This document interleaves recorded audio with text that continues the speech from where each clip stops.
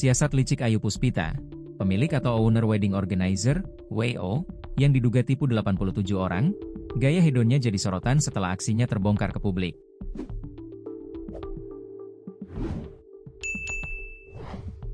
Jagat maya digegerkan atas kasus dugaan penipuan yang melibatkan seorang owner WO bernama Ayu Puspita.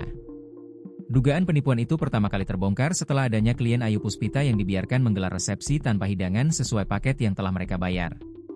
Dikutip Tribun Lampung Co.id dari tribunjakarta.com, polisi bergerak cepat dengan mengamankan 5 pelaku yang diduga dalang dibalik wedding organizer tersebut.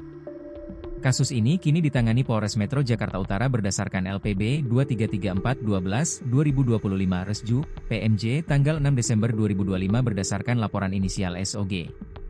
Modus pelaku dalam kasus penipuan WO di mana pelaku menawarkan paket pernikahan ekonomis. Namun pada kenyataannya, pelaku tidak memenuhi ketentuan itu sehingga korban merugi.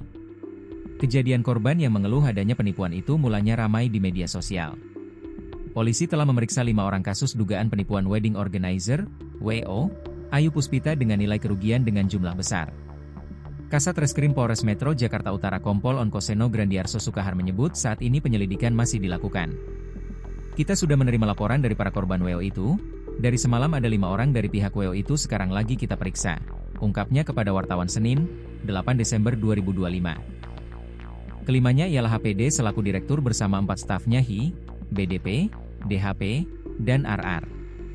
Mereka diduga melakukan tindak pidana penipuan dan atau penggelapan pasal 378 dan atau 372 KUHP. Menurutnya saat ini kelima orang yang diperiksa telah diamankan. Ia sudah termasuk Ayu Puspita dan staf-stafnya, ujar Kompol Onkoseno.